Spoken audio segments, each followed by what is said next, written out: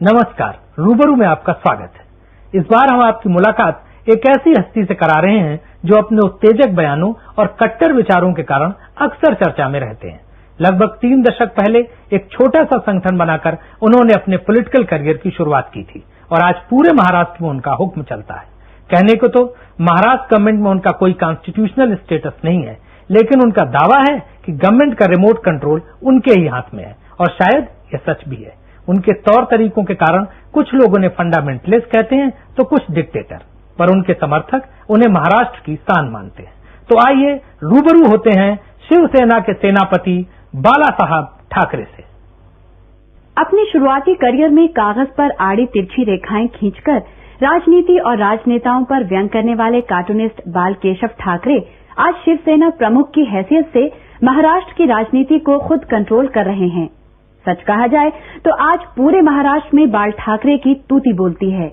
कहा जाता है कि उनके खिलाफ उठने वाली किसी भी आवाज को उनकी शिवसेना के मिलिटेंट सैनिकों द्वारा तुरंत शांत कर दिया जाता है, चाहे वो आवाज किसी पत्रकार की हो या फिर उनके पॉलिटिकल ओपोनेंट्स की। अपने पॉलिटिकल एंड्स को हासिल करने के लिए साम दाम दंड भेद की नीति अपनाने वाले बाल ठाकरे अगर आज महाराष्ट्र में सत्ता के शीर्ष पर हैं, तो ये उनकी गजब की सूझबूझ का ही परिणाम है। उनकी खासियत है कि वे समय के नब्ज को पहचानते हैं। पहले महाराष्ट्र के बेरोजगार नवयुवकों को रोजगार दिलाने का नारा लगा, फिर बजाओ पुंगी हटाओ लुंगी सरीखे नारे से साउथ इंडियंस के खिलाफ जिहाद छेड़कर उन्होंने महाराष्ट्रियन साइकी को अपने पक्ष में किया। छत्रपति शिवाजी को अपना आइडियल बनाना उनकी पॉलिटिकल स्ट्रेटेजी का ही हिस्सा था। बाद में महाराष्ट्र में अपनी राजनीतिक जड़ें जमाने के लिए उन्होंने मिलिटेंट हिंदुइज्म और मुस्लिम विरोधी रुख अख्तियार कर लिया, जिसका उन्हें फायदा भी मिला।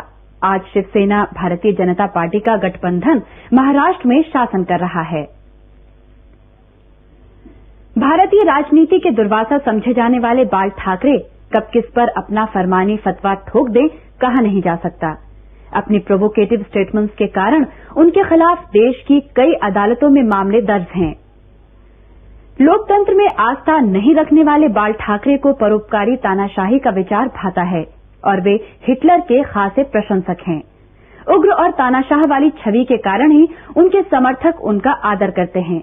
हालांकि बाल ठाकरे उग्र हिंदुवाद की बात करते हैं, लेकिन उन्हें जनेऊ और चोटी से सख्त परहेज है।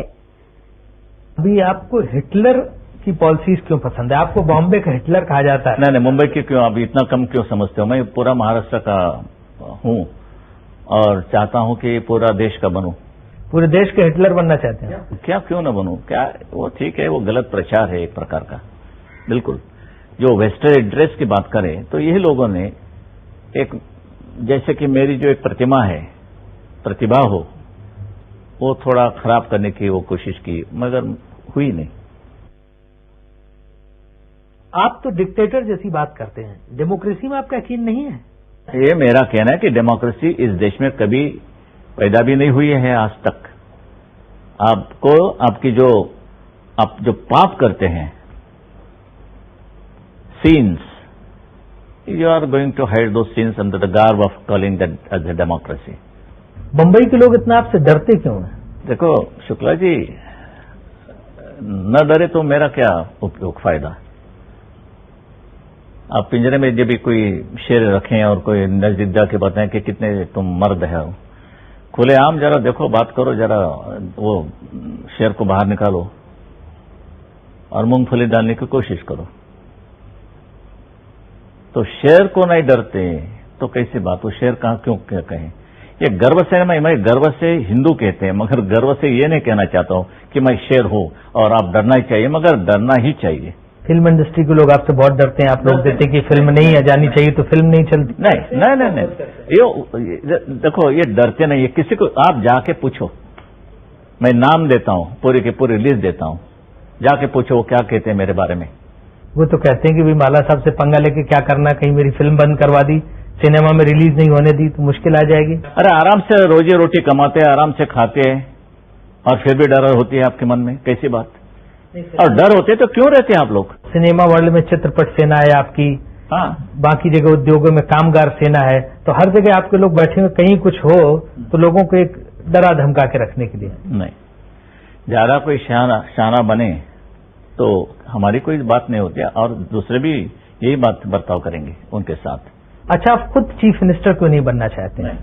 आई am for the people and I would like to live with the people. अगर आप चीफ मिनिस्टर बनते तो आपको लगता है कि आप ज्यादा अच्छी तरह से सरकार चलाते?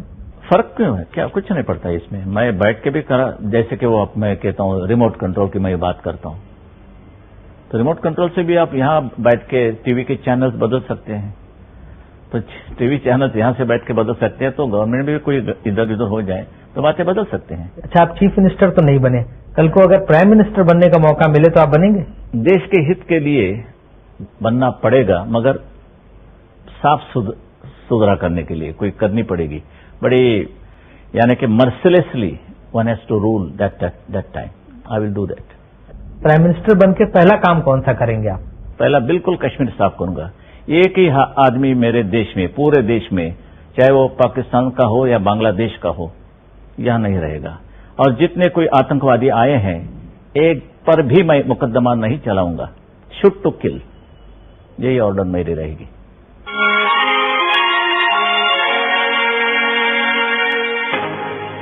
बाल ठाकरे के जितने प्रशंसक हैं उससे कहीं ज्यादा आलोचक। आज की तारीख में बीजेपी को छोड़कर तमाम राजनीतिक दलों के नेता उनकी स्टाइल ऑफ फंक्शनिंग का विरोध करते हैं, पर बॉम्बे के प्रोमिनेंट लोगों से उनके अच्छे रिश्ते हैं, चाहे वे बड़े बड़े उद्योगपति हों या फिल्मी सितारे। इनमें से कई ऐसे लोग भी हैं जो बाला साहब को नापसंद करने के बावजूद उनके खिलाफ कुछ बोलने का जोखिम नहीं मोल लेना चाहते हैं। कार्यक्रम के इस भाग में हमने कुछ फिल्मी हस्तियों और राजनीतिज्ञों से जानने की कोशिश की है कि वे बाला साहब के बारे में क्या सोचते हैं।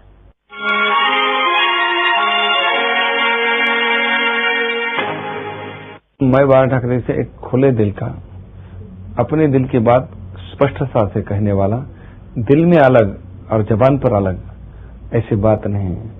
और लोगों की, गरीब लोगों को अगर कोई तकलीफ हुई तो उनको तकलीफ होती है।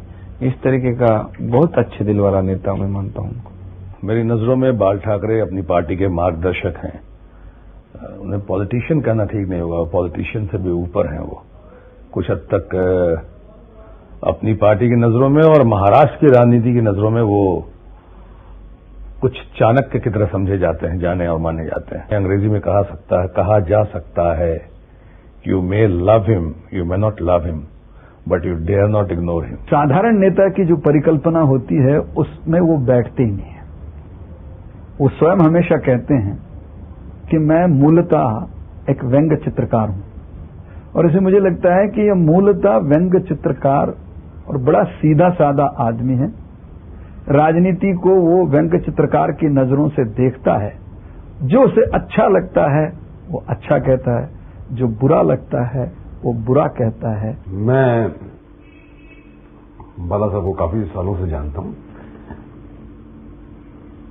पॉलिटिकली मेरा इंक्लिनेशन इतना नहीं है, but as a human being, as a इंसान, वो जो उनके दिल में है वो उनके जबान पे है।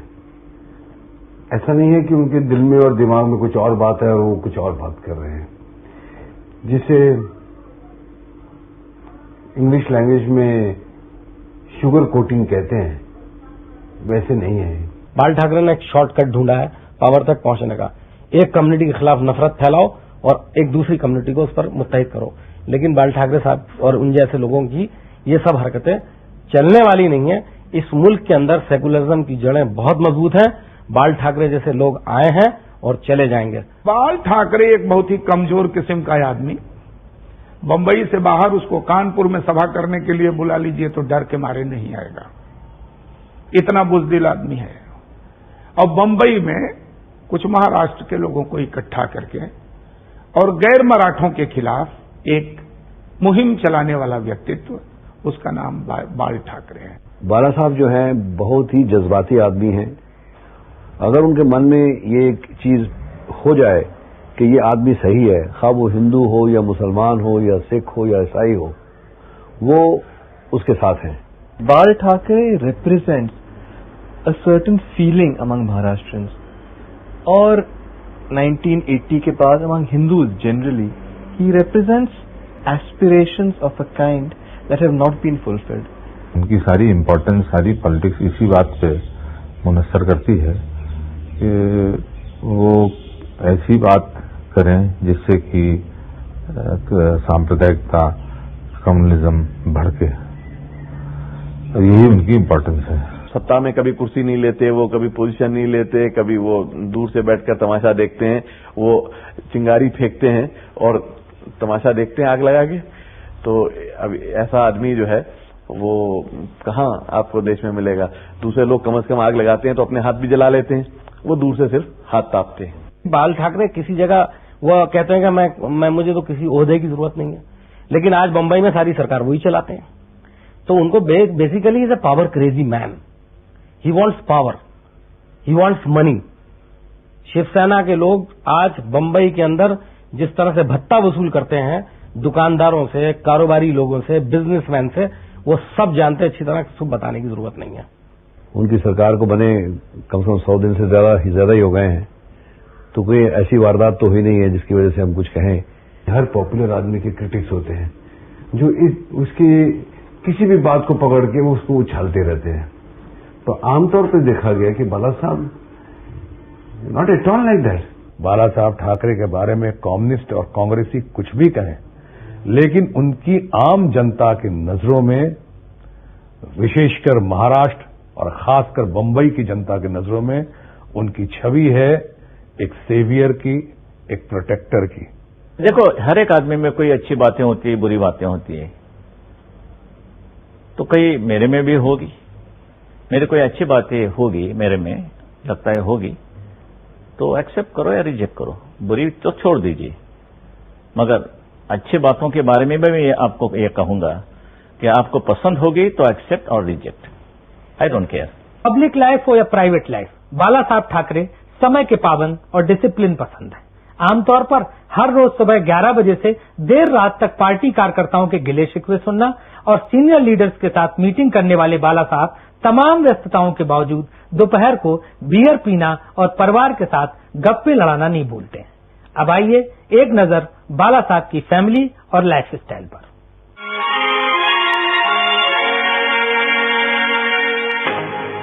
तमाम व्यस्तताओं के बावजूद बाल ठाकरे थोड़ा बहुत वक्त अपने परिवार के सदस्यों के बीच भी बिताते हैं।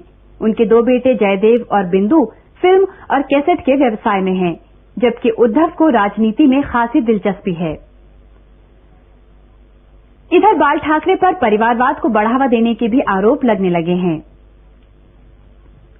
शिवसेना के भीतर और बाहर ये आम धारणा है कि ठाकरे के भतीजे राज और छोटे बेटे उद्धव को शिवसेना की कमान संभालने के लिए प्रशिक्षित किया जा रहा है। शिवसेना की युवा इकाई विद्यार्थी सेना की कमान बाल ठाकरे के भतीजे राज ठाकरे के हाथों में है, जबकि उद्धव जनवरी 89 से पार्टी के दैनिक अखबार सामना का कार्य संभाले हुए है। चर्चा तो इस बात की है कि शिवसेना प्रमुख अब खुले रूप में राज के बजाय उद्धव को शिवसेना की कमान संभालने के लिए तैयार कर रहे हैं। परिवारवाद के आरोपों से घिरे बाल ठाकरे ने अपनी बहू को शिवसेना की महिला इकाई का अध्यक्ष बना दिया है। इंदिरा गांधी पर परिवारवाद का आरोप लगता है, लेकिन आप भी तो परिवार को बढ़ा रहे हैं। किधर? बेटा है आपका, भतीजा है, बहू भी अब महिला विंग की प्रेसिडेंट है। मैं शिवसेना प्रमुख जब बना, इससे पहले मेरी शादी हुई और लड़के पैदा हुए। इससे मुझे ये नहीं थी, मुझे पता नहीं था कि मैं शिवसेना प्रमुख बनूंगा, बाद में घरानेशाही शुरू हो जाएगी। घरानेशाही क्या होती है? डॉक्टर को कभी ये नहीं पूछता कि आपका लड़का डॉक्टर हुआ तो ये क्या घरानेशाही नहीं है? जब भी मुझे ये भी सवाल पूछा जाता है कि आप व्यंग्य चित्रकार है, आपके लड़के ने कोई ये आपकी कला नहीं ली, हासिल नहीं की, तो मैं कहता हूं कि नहीं वो फोटोग्राफर में। क्यों? अभी ये क्यों सवाल यहां आता है? पॉलिटिक्स में ये सवाल क्यों नहीं पूछते आप कि आप इतने बड़े लीडर बन गए, क्या आपके घराने में कोई आपके रास्ते पर चलने वाला है कोई? और जब भी मैं कहता हूं हाँ ये होंगे, अरे कैसी बात है, आप फैला रहे आपके घरानेशाही। There is a difference between Rajiv Gandhi and my people, my sons. I am not going to put them on your things. Sir पर मैं नहीं बिठाऊंगा। इनमें कोई कर्तृत्व होगा, खुद ब खुद ऊपर आएंगे। मैंने कभी यह नहीं किया, नहीं तो आज भी मैं राज या उद्धव को मिनिस्टर बना सकता हूं, बिल्कुल। अखबारों में तो छपता है कि उद्धव दूसरा संजय गांधी है। I used to admire Sanjay Gandhi. He was a born boy actually. Before me, he's a boy. He was a boy. Raju से ये होता तो देश का पूरा नक्शा बदल जाता, पूरा नक्शा बदल जाता। इसमें शर्म की क्या बात है? ये कोई गाली नहीं है।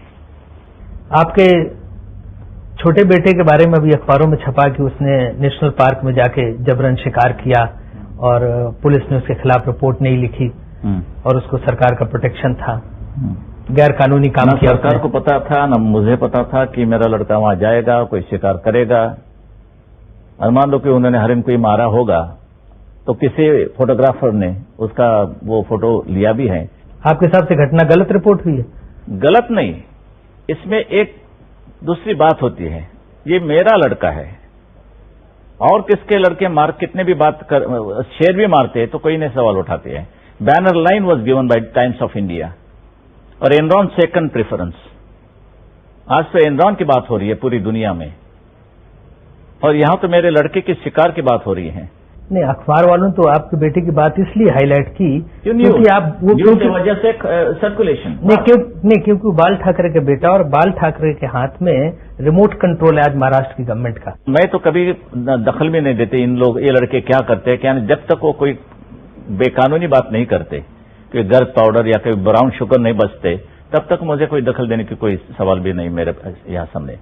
शिकारी तो है ही वो जाता भी है कि बहुत एक कुछ ऐसे दोस्त है, कभी दादा कोंडके के साथ जाता है, कभी पुराने जो मिनिस्टर थे उनके लड़के के साथ गए थे, वो कभी बात नहीं आई। I don't like that particular stink in that actually कि वो मेरा लड़का है, इसके लिए बैनर लाइन। अच्छा, आप अपना उत्तराधिकारी शिवसेना में किसे बनाएंगे, उद्धव को या राज को? नहीं, वो बहुत ही ऐसे ये सवाल आप नरसिंह राव को क्यों नहीं पूछते? न कभी ये सवाल आपने शरद पवार को पूछा, मुझे क्यों ये सवाल पूछा जाता है? और मैं चाहता हूं कि पहले इसकी जल्दी क्या है, किसको जल्दी है? पता है, ऐसा लगता है कि कोई राज ने कोई ऐसी जल्दी नहीं बताई, ना उद्धव ने बताई कि चले बाप बैठा तो साले जगह खाली नहीं होती है और जब तक है तो जगह नहीं मिलेगी। अपने चाचा बाल ठाकरे के नक्शे कदम पर चल रहे राज ठाकरे पर शिवसेना के वरिष्ठ नेताओं पर धौंस जमाने और पार्टी गतिविधियों में अनावश्यक रूप से दखल अंदाजी के आरोप लगते रहे हैं, जबकि राज इन आरोपों से इनकार करते हैं। कट्टर हिंदुवाद के समर्थक बाला साहेब ठाकरे अक्सर भगवा कपड़े धारण करते हैं। उनका ज्यादातर समय घर पर आए पार्टी कार्यकर्ताओं और आम जनता से मिलने में ही गुजरता है। बाल ठाकरे से भय या फिर उनके प्रति आदर के भाव के कारण उनसे मिलने आने वाले उनके पैर छूना नहीं भूलते। चूंकि बाल ठाकरे छत्रपति शिवाजी को अपना आराध्य मानते हैं, इसलिए शिवाजी के जन्म दिवस पर आयोजित समारोहों में बढ़ चढ़कर हिस्सा लेते हैं। बाल ठाकरे की पत्नी मीना ठाकरे भी कई राजनीतिक समारोहों में हिस्सा लेती हैं और शिवसेना की महिला कार्यकर्ताओं के लिए वो एक पेट्रन की तरह हैं।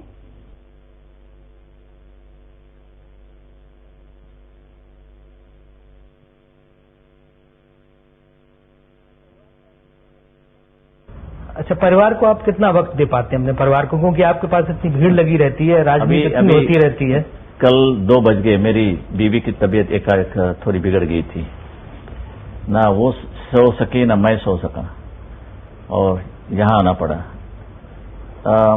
But she is all right now, मगर लेकिन उनको घर में रख के मैं यहाँ आया हूँ। और शिकायत तो नहीं रहती होगी कि आप दिन भर लोगों के बीच में? शिकायत करने के बाद भी क्या कर सकता है, क्या कर सकते हैं? एक बार तो ये सवाल हमने उठाया है, मिशन ली है तो पूरी ही करनी पड़ेगी। आप इतना फिट कैसे रहते हैं? मैं ना पैसा खाता हूं ना अनाज खाता हूं, मैं गालियां ज्यादा खाता हूं तो फिट रहता हूं। पूना में आपने पब्स बंद करवा दिए, क्या बंबई में भी बंद करवाएंगे? मैंने नहीं कि बात है इसे कि एक प्रोग्राम के बाद जब भी मैं गाड़ी में बैठ जा रहा था उस वक्त गोपीनाथ मुंडे मुझे मिला। उन्होंने कहा कि बाला साहब अभी एक ऐसी खबर आई है कि यहाँ एक कोई पब्स चलते हैं और वहाँ यानी कि ये जवान लड़के और लड़कियां नंगे नाच करते हैं, सिगरेट ये करते पीते हैं, ये वो गर्द की होती है ब्राउन शुगर की पता नहीं। मैंने जब ये देखा कि ये हमारी संस्कृति नहीं है, मेरे देश के खिलाफ है, देश के संस्कृति के खिलाफ, और मैं नहीं चाहता कि हमारे देश में कोई हिप्पी पैदा हो जाए, तो मैंने कहा कि ये आपकी कोई निश्चित खबर हो, इंफॉर्मेशन हो तो बैन कर दो ये पब को। पीने पिलाने से तो कोई परहेज नहीं ना सरकार को। हम कोई विनोबा भावे और मोरारजी देसाई नहीं है। आप भी बियर पीते हैं? सर, आदमी को कुछ न कुछ तो ऐसी हैबिट होनी चाहिए कि लोग उनको कहेंगे कि आदमी है। मुझे वो लोग पसंद नहीं आते, बड़े बदमाश होते। क्या आप सिगरेट पीते हैं? नहीं नहीं, मैं पीता नहीं। क्या आप शराब? नहीं नहीं, मैं नहीं शराब। कोई आप पान भी? नहीं नहीं, मैं पान नहीं खाता हूँ। ये सुपारी? नहीं सुपारी। साला क्यों जिंदा रहते हैं आप लोग? मैं इतना नहीं कि भाई चलो ये भी नहीं वो भी नहीं, शादी भी क्यों की, वो भी छोड़ दो। मेरा स्वभाव जैसे मेरे पिताजी थे वैसा मैं हूं। ये ढोंगबाजी या व्हाट यू कॉल हिपोक्रेसी, ये मैं हमारे घराने में नहीं, बिल्कुल नहीं।